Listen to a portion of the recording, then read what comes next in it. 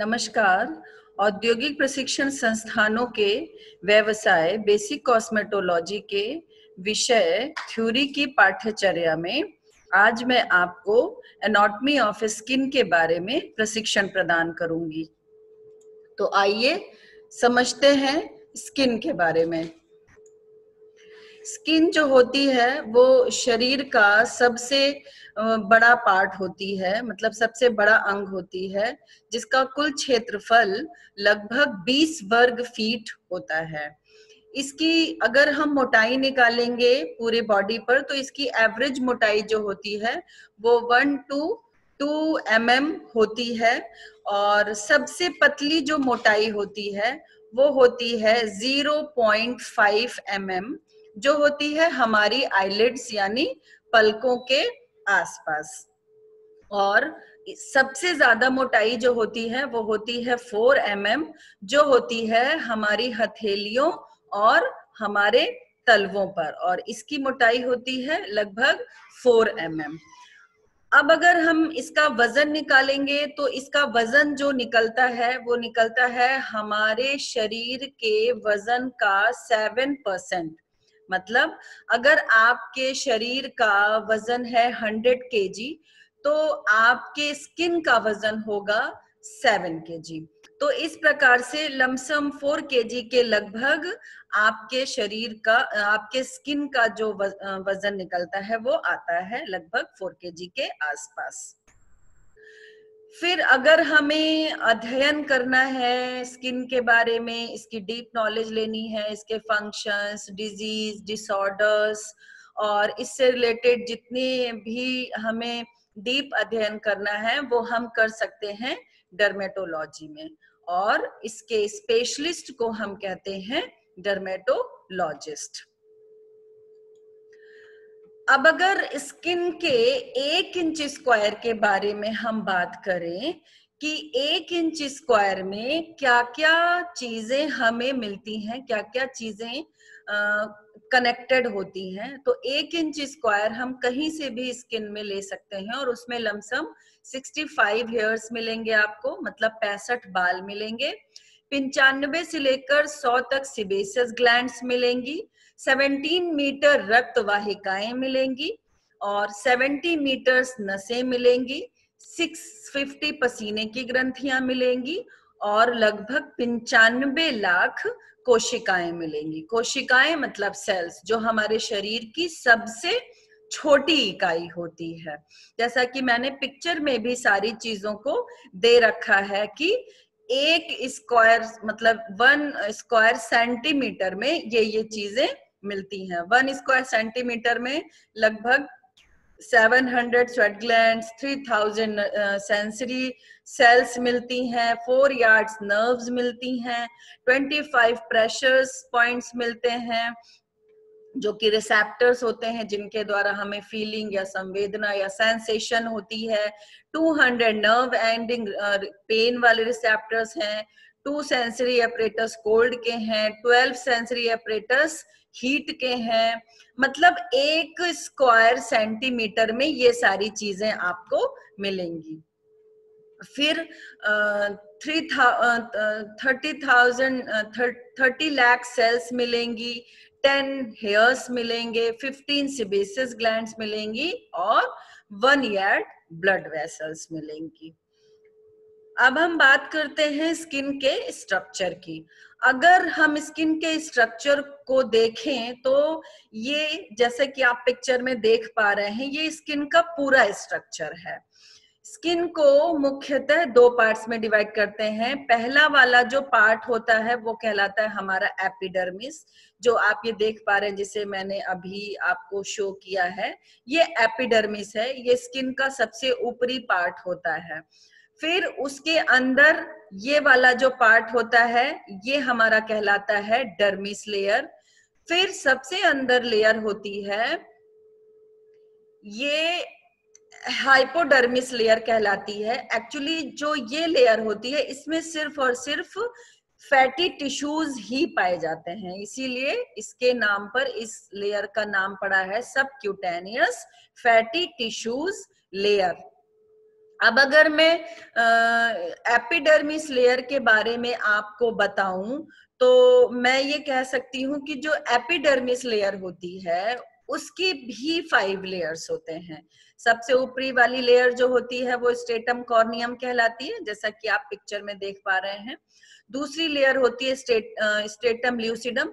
जैसे इसको मैं स्ट्रेटम ल्यूसिडम को मैं समझाने के लिए ये बोल सकती हूँ कि जैसे जब हम टॉर्च डालते हैं अपनी स्किन पर तो ऐसा लगता है कि रोशनी थोड़ा अंदर तक जा रही है, तो वो जो हमें टॉर्च की रोशनी दिखाई देती है वो स्ट्रेटम ल्यूसिडम तक दिखाई देती है। फिर स्ट्रेटम ग्रैनुलोजम होता है। स्ट्रेटम ग्रैनुलोजम में ही हमारे जो है लैमलर ग्लैनूर्स पाए जाते हैं, कैरोनोसाइट्स पाए जाते हैं। फिर स्ट्रेटम स्पिनोजम आती है। स्ट्रेटम स्पिनोजम लेयर एपिडर्मिस की 4th लेयर होती है। ये इसमें लैंगरहैंस सेल्स पाए जाते हैं जिनके द्वारा हमारा इम्यूनिटी लेवल इंप्रूव होता है। फिर सबसे लास्ट वाली लेयर होती है स्ट्रेटम बेसल लेयर, जिसमें हमारे मेलेनोसाइट्स वर्क करते हैं तो मेलानिन बनाते हैं, मतलब मेलानिन का निर्माण करते हैं और मेलानिन के द्वारा ही हमको या हमारे स्किन को कलर मिलता है। बेसल लेयर के जस्ट बाद आती है डर्मिस लेयर। अब एपिडर्मिस को हम आमतौर पर क्या कहते हैं, क्यूटिकल लेयर भी कहते हैं और स्कार्फ स्किन भी कहते हैं। स्कार्फ स्किन इसलिए कहते हैं क्योंकि ये जो लेयर होती है एपिडर्मिस, ये टाइम टू टाइम झड़ती रहती है। जैसे जो मैंने अभी बताया, इस एपिडर्मिस की 5 लेयर्स होती हैं। 5 लेयर में जो सबसे ऊपर वाली स्ट्रेटम कॉर्नियम लेयर होती है उसे हम डेड स्किन भी कहते हैं। जैसे कि इधर आप देख रहे हैं इस फिगर में, ये स्ट्रेटम कॉर्नियम लेयर है। ये जो लेयर होती है ये हर 14 दिन में नई लेयर आती है, मतलब ये एक लेयर में होती है, स्कार्फ में होती है, जैसे फिश के स्केल्स होती हैं उसके ऊपर ऐसे करके होती है। तो ये जो है झड़ती रहती है। इसके झड़ने की इतनी ज्यादा कैपेसिटी होती है कि हर सेकंड ये झड़ती है, बट हमें ऐसा लगता नहीं है कि झड़ रही है, बट ये प्रोसीजर ऑन रहता है, हमेशा ये कार्य चलता रहता है स्ट्रेटम कॉर्नियम का। अब ये जो पूरा प्रोसेस है स्ट्रेटम कॉर्नियम का डेड सेल्स को झाड़ने का, ये जो कहलाता है, ये कहलाता है डिस्क्वामेशन। ये जो प्रोसेस है ये 14 डेज में 2 पार्ट्स में डिवाइड होता है, जिसे हम 28 डेज में कह सकते हैं। पहले 14 डेज में जो लेयर होती है अंदर वाली, वो नए सेल्स बना के ऊपर भेजती है, और जो ऊपर वाली लेयर होती है वो रिमूव होती रहती है टाइम टू टाइम। अब इस लेयर में रक्त वाहिकाएं नहीं पाई जाती। एपिडर्मिस लेयर में कोई भी रक्त वाहिका नहीं पाई जाती, लेकिन जितने भी हमारे स्किन में रिसेप्टर्स होते हैं उनका जो एंडिंग पार्ट होता है, मतलब जो खत्म वाला पार्ट या सिरा होता है, वो इस लेयर में एपिडर्मिस लेयर में आकर खत्म होता है। फिर जो मेलेनोसाइट्स होते हैं, अभी मैंने आपको बताया स्ट्रेटम स्पिनोजम वाली लेयर में मेलेनोसाइट्स होते हैं, और ये स्ट्रेटम बेसल और स्ट्रेटम स्पिनोजम को मिलाकर ये मेलेनोसाइट्स इन दोनों लेयर में वर्क करते हैं। तो ये मेलानिन का निर्माण ऐसे करते जाते हैं और हमें रंग प्रदान करते जाते हैं। फिर एपिडर्मिस का मुख्य कार्य जो होता है वो मैं आपको बताऊं तो सबसे ज्यादा इंपॉर्टेंट वर्क इसका होता है नई कोशिकाएं बनाना, शरीर को सुरक्षा प्रदान करना और त्वचा को रंग देना। उसके बाद हम बात करते हैं डर्मिस लेयर की। डर्मिस लेयर जो होती है एपिडर्मिस लेयर के जस्ट नीचे वाली स्किन होती है, जैसे कि आप ये देख रहे हैं, ये डर्मिस लेयर है। पूरी की पूरी ये डर्मिस लेयर है, यहाँ से लेकर यहाँ तक पिक्चर में आपको दिख रहा होगा, ये पूरी डर्मिस लेयर है। अब ये जो डर्मिस लेयर है ये भी 2 पार्ट्स में डिवाइड होती है। एपिडर्मिस लेयर की 5 लेयर्स थी और डर्मिस लेयर की 2 लेयर है, तो इस प्रकार से मिलाकर सभी लेयर्स कितनी हो गई, 7 लेयर्स हो गई। अब डर्मिस लेयर में 2 लेयर में सबसे पहले जो लेयर आती है वो आती है पेपिलरी लेयर, फिर दूसरी आती है रेटिकुलर लेयर। अच्छा, इन लेयर के बारे में बताने से पहले मैं आपको ये बता दूं कि जो डर्मिस लेयर होती है ये बहुत ही टफ, या कह लीजिए कि इस लेयर में बहुत ही स्ट्रेंथ होती है, जिसके द्वारा हमें हमारे बॉडी को स्ट्रेंथ मिलती है, और इसे हम कोरियम भी कहते हैं। मतलब डर्मिस लेयर को हम कोरियम लेयर भी कहते हैं। इसकी दो लेयर्स होती हैं, एक होती है पैपिलरी लेयर जो लूज कनेक्टिव टिश्यूज के द्वारा बनी हुई है। अब देखिए, जैसे पिक्चर में आप देख पा रहे हैं, ये वाली पूरी ये डर्मिस लेयर है, ये पूरी डर्मिस लेयर है, और ये जो यहाँ पे सब लूज कनेक्टिव टिश्यूज हैं जिनके द्वारा ये बनती है, जो ये पैपिलरी लेयर है। अब ये लूज कनेक्टिव टिश्यूज क्यों होते हैं, इनका भी एक रीजन है। जैसे कि मैंने बताया था कि एपिडर्मिस लेयर में कोई भी ब्लड वेसल नहीं होती। तो ब्लड वेसल कहाँ होती है? डर्मिस लेयर में। जैसे कि आप ये देख पा रहे हैं, ये ब्लड वेसल है, ये रेड कलर की ब्लड वेसल है। तो जो पोषण मिलता है हमारी एपिडर्मिस लेयर को, ये इसी लेयर के थ्रू जाता है एपिडर्मिस तक। तो इसलिए लूज कनेक्टिव टिश्यूज होते हैं जिसके द्वारा ये आराम से पोषण पहुंच जाता है डर्मिस लेयर में। अब रेटिकुलर लेयर आती है। डर्मिस लेयर की दूसरी, पहली हो गई पैपिलरी लेयर और दूसरी हो गई रेटिकुलर लेयर। तो रेटिकुलर लेयर जो होती है वो पहले तो ये डेंस होती है, बहुत ज्यादा। डेंस का मतलब हो गया बहुत ही ज्यादा घनी। फिर ये इरेगुलर कनेक्टिव टिश्यूज के द्वारा बनी हुई होती है। मतलब कि जो ये लेयर होती है, इसमें जो कनेक्टिव टिश्यूज होते हैं वो बहुत ही घने होते हैं, मतलब बहुत ही ज्यादा पास होते हैं, और इरेगुलर होते हैं, इनका कोई शेप नहीं होता है, किसी भी शेप में होते हैं। इनके अलावा डर्मिस लेयर में सेबेसियस ग्लैंड्स पाई जाती हैं, नर्व्स पाई जाती हैं, रक्तवाहिकाएं पाई जाती हैं, जैसे कि आप पिक्चर में देख रहे हैं, इलास्टिक फाइबर पाए जाते हैं, कोलेजन फाइबर पाए जाते हैं। अब ये इलास्टिक फाइबर क्या होते हैं? इलास्टिक फाइबर के द्वारा ही हमारे स्किन को इलास्टिसिटी मिलती है या फिर खिंचाव मिलता है। इस प्रकार से डर्मिस लेयर का मुख्य कार्य हो गया पसीने का निर्माण करना, सीबम का निर्माण करना। सीबम मतलब जो हमारे स्किन का नेचुरल ऑयल होता है, जिसमें ऑयल और मॉइस्चर का बैलेंस बना होता है, उसे हम टेक्निकली सीबम कहते हैं।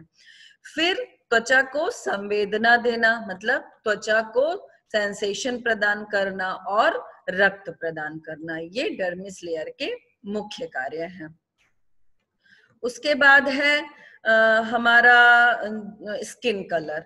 स्किन कलर का मतलब जो हमारे स्किन का कलर होता है वो लगभग काले रंग से लेकर सफेद तक होता है। कई तरह के कलर के व्यक्ति आपको देखने के लिए मिलते हैं। वो किस कारण से मिलते हैं? वो मिलते हैं मेलेनिन नामक जो तत्व पाया जाता है उसके कारण। अब जिस भी व्यक्ति में मेलेनिन की संख्या ज्यादा होगी उस व्यक्ति का कलर होगा डार्क, और जिस व्यक्ति में मेलेनिन की संख्या कम होगी उसका कलर होगा लाइट। अब ये मेलेनिन के कम या ज्यादा होने के लिए क्लाइमेट भी रिस्पॉन्सिबल होता है। मतलब जहां के हम निवासी होते हैं वो भी उसके लिए काफी हद तक जिम्मेदार होता है। जैसे अगर आप यूरोपियन कंट्री में रहने वाले हैं, तो जैसे यूरोपियन कंट्रीज ज्यादातर टाइम देखें तो वो सर्दियों का मौसम होता है वहां, तो वहां पे लोगों का कलर जो मिलेगा आपको वो लाइट शेड का मिलेगा। और एशियन कंट्री में अगर आप आएंगे तो एशियन कंट्रीज में लगभग क्या होता है कि गरम प्रधान देश होते हैं, तो वहां पर लोगों का जो कलर मिलेगा आपको वो डार्क मिलेगा। अगर आपको अपने देश या इंडिया में देखना है तो वहां भी आपको बहुत सारे उदाहरण मिल जाएंगे। जैसे अगर आप नॉर्थ इंडियंस को देखेंगे तो उनका कलर हमेशा आपको लाइट मिलेगा, और अगर आप साउथ इंडियंस को देखेंगे तो उनका कलर आपको मिलेगा डार्क। अब मेलेनिन का मुख्य कार्य होता है त्वचा को क्या करना?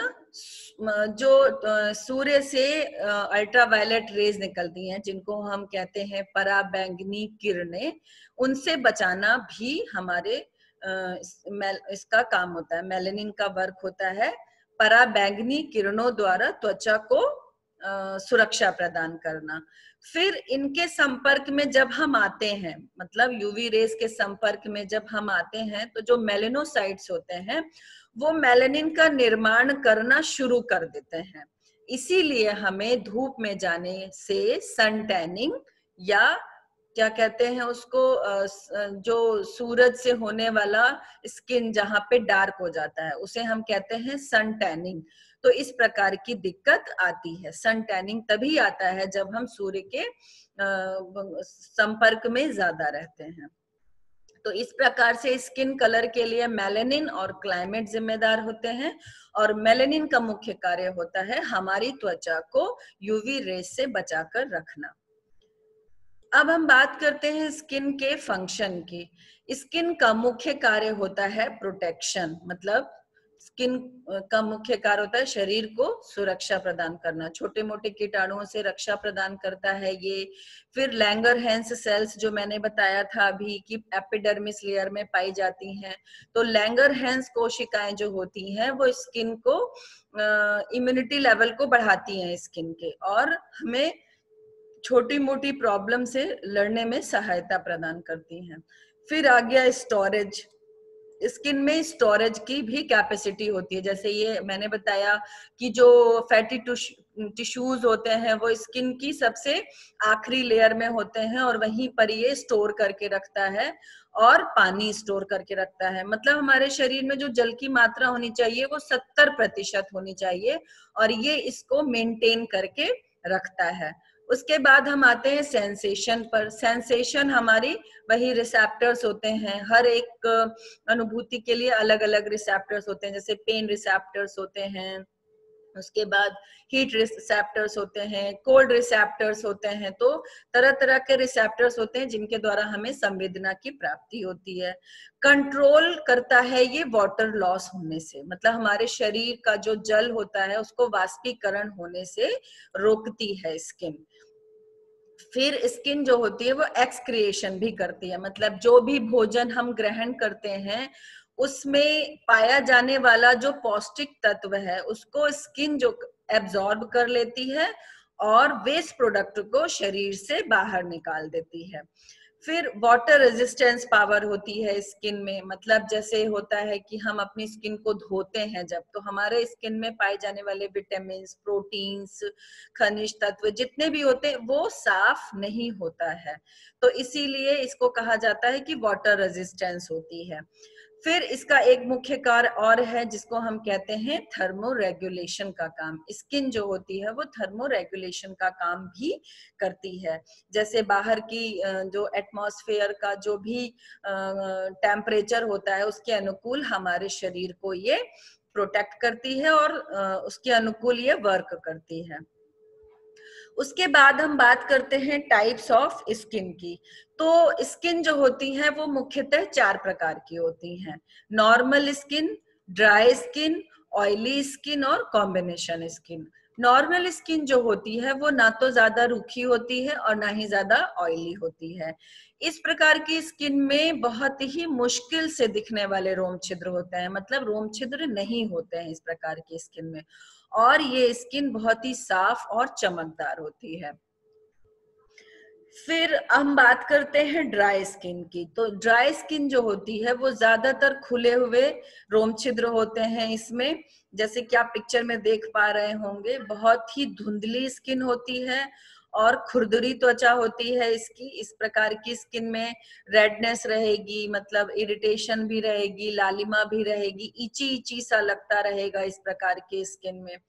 और इस प्रकार की स्किन में इलास्टिसिटी बहुत कम होती है। इलास्टिसिटी मतलब इलास्टिसिटी इसीलिए कम होती है क्योंकि इस प्रकार की स्किन का जो होता है मॉइस्चर वो लगभग ना के बराबर होता है या बहुत कम होता है। फिर हम आते हैं ऑयली स्किन में। ऑयली स्किन में सबसे बड़ा प्रॉब्लम होता है बड़े रोम छिद्रों का होना। इसमें आपको बड़े रोम छिद्र मिलेंगे और इस प्रकार की स्किन आपको थोड़ी सी चमकदार और सुस्त सी, डल डल सी दिखाई देगी, और ब्लैक हेड्स, पिंपल्स आदि वगैरह के प्रॉब्लम आपको दिखाई देंगे, जैसे कि आप पिक्चर में देख पा रहे हैं, खुले हुए whiteheads, blackheads, papule, pustule, nodule, ये सारी की सारी प्रॉब्लम्स आपको ऑयली स्किन में देखने को मिलती रहती हैं। फिर हम आते हैं कॉम्बिनेशन स्किन में। जो कॉम्बिनेशन स्किन होता है, कॉम्बिनेशन स्किन में जो टी जोन होता है, इसको हम टी जोन समझाने के लिए हम बोल सकते हैं लेफ्ट टेम्पल से राइट टेम्पल अगर आप जाएंगे और बिटवीन ब्रोज से लेकर चिन तक, तो ये जो जोन मैं आपको दिखा रही हूँ, हाईलाइट कर रही हूँ, शो कर रही हूँ, ये टी जोन होता है।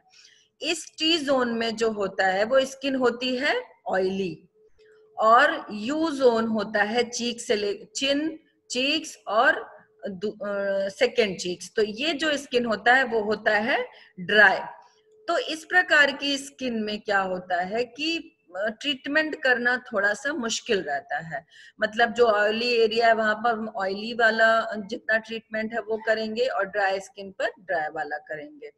तो इस प्रकार की स्किन ही हमारे इंडिया में मिलती है, क्योंकि मैंने जैसे पहले बताया था कि बहुत हद तक जो जिस माहौल या जिस क्लाइमेट में हम रहते हैं उसके लिए हमारी स्किन जिम्मेदार होती है। तो चूंकि हमारे इंडिया में मिला जुला मौसम होता है साल भर, तो यहाँ पे स्किन भी आपको तरह तरह की देखने को मिलती है। फिर हम आते हैं स्किन के बेसिक्स केयर पर। अगर हम निम्न प्रकार से बेसिक्स केयर डेली करेंगे तो हमारे स्किन में कम से कम प्रॉब्लम देखने को मिलेगी। सबसे पहला यह है कि हमें सनस्क्रीन लोशन जरूर लगाना चाहिए और अच्छी SPF वाला लगाना चाहिए, जो यूवी रेज से प्रोटेक्ट करने में काफी हेल्प करता है। यूवी रेज मतलब अल्ट्रावायलेट रेज के द्वारा। फिर हम आते हैं सेकंड पॉइंट पर। तो उस सेकंड पॉइंट है कि जब भी हम सन कांटेक्ट में जाएं तो हम एक हैट लगाएं और धूप के चश्मे का प्रयोग अवश्य करें। हमेशा हमें हाइड्रेटेड रहना चाहिए, मतलब हमारे शरीर की पानी की कमी को पूरे करते रहना चाहिए, पानी पीते रहना चाहिए टाइम टू टाइम। फिर उसके बाद आता है, अगर हमने मेकअप लगा रखा है तो सोने जाने से पहले हमें मेकअप पूरी तरह से हटा देना चाहिए, और दिन में 2 बार CTM प्रक्रिया जरूर करनी चाहिए। CTM का मतलब हो गया क्लींजिंग, टोनिंग और मॉइस्चराइजिंग। जब आप घर से बाहर निकलते हैं मॉर्निंग के टाइम में, तब आप ये प्रक्रिया एक बार अवश्य करें, और सेकंड जब आप रात में सोने जाने लगते हैं तो तब ये अवश्य करें। तो ये दिन में 2 बार आपको अवश्य करना है। तो इस प्रकार से आज हमने इंट्रोडक्शन ऑफ स्किन पढ़ा, जिसमें हमने पढ़ा कि स्किन जो होती है वो आउटर मोस्ट लेयर होती है, और इस शरीर के आईलिड्स पर ये जो होती है वो सबसे पतली होती है, और हथेलियों और तलवों पर सबसे मोटी होती है। जो आईलिड्स पर इसकी मोटाई होती है वो 0.5 mm होती है, जबकि हाथों पर और पैरों पर इसकी मोटाई जो होती है वो लगभग 4 mm तक हो सकती है। फिर हमने पढ़ा स्किन कंटेंट्स इन पर इंच स्क्वायर, मतलब 1 इंच स्क्वायर में स्किन के क्या क्या चीजें मौजूद होती हैं, मतलब कितने बाल, कितने रिसेप्टर्स, कितने ब्लड वेसल्स, ये सारा कुछ हमने प्रति इंच वर्ग में पढ़ा। फिर हमने पढ़ा स्ट्रक्चर ऑफ स्किन के बारे में। उसमें हमने पढ़ा कि स्किन की 2 लेयर्स होती हैं। पहली एपिडर्मिस लेयर की भी 5 लेयर्स होती हैं। उसके बाद हमने पढ़ा कि डर्मिस लेयर होती है, डर्मिस लेयर की 2 लेयर्स होती हैं, और सबसे आखिरी में एक लेयर होती है जिसमें सिर्फ और सिर्फ फैटी टिश्यूज होते हैं, और इस लेयर को हम कहते हैं हाइपोडर्मिस या फिर सबक्यूटेनियस टिश्यू लेयर। फिर हमने पढ़ा स्किन कलर के बारे में कि हमारे स्किन को जो कलर मिलता है वो क्लाइमेट और स्किन में मौजूद मेलानिन के द्वारा मिलता है। जिन लोगों के स्किन में मेलानिन का अमाउंट ज्यादा होता है उन लोगों का कलर डार्क कॉम्प्लेक्शन में जाता है, और जिन लोगों में मेलानिन की मात्रा कम होती है उन लोगों का कलर लाइट होता है। फिर हमने पढ़ा स्किन के फंक्शंस के बारे में कि त्वचा के क्या क्या कार्य हैं। तो उसमें हमने पढ़ा प्रोटेक्शन, जो हमारे शरीर को वो सुरक्षा प्रदान करती है, सेंसेशन मतलब संवेदना देती है, टेम्परेचर रेगुलेटिंग मतलब कि हम तापमान के हिसाब से हमारी जो स्किन होती है वो अपने आप वर्क करना शुरू कर देती है, एक्सक्रिएशन मतलब उत्सर्जन का काम करती है, और वाटर कंट्रोल करके रखती है, वाटर रेजिस्टेंस पावर होती है स्किन में। और फिर हमने पढ़ा स्किन के टाइप्स के बारे में, जो कि मुख्यतः 4 प्रकार से होती हैं, नॉर्मल, ऑयली, ड्राई और कॉम्बिनेशन स्किन ही हमारे इंडिया में सबसे ज्यादा पाई जाती है क्योंकि यहाँ पर मिला जुला मौसम मिलता है। फिर हमने पढ़ा स्किन के बेसिक्स केयर के बारे में कि अगर हम धूप में जाएं तो सनस्क्रीन लोशन लगाएं, अच्छे एसपीएफ का लगाएं। एसपीएफ का मतलब सन प्रोटेक्शन फैक्टर होता है, जो स्किन के डब्बे पर लिखा होता है कि ये इतने एसपीएफ तक वर्क करेगा। फिर आप अगर धूप में जाते हैं तो चश्मे का प्रयोग करें, हैट का प्रयोग करें जिससे त्वचा को कम नुकसान पहुंचता है।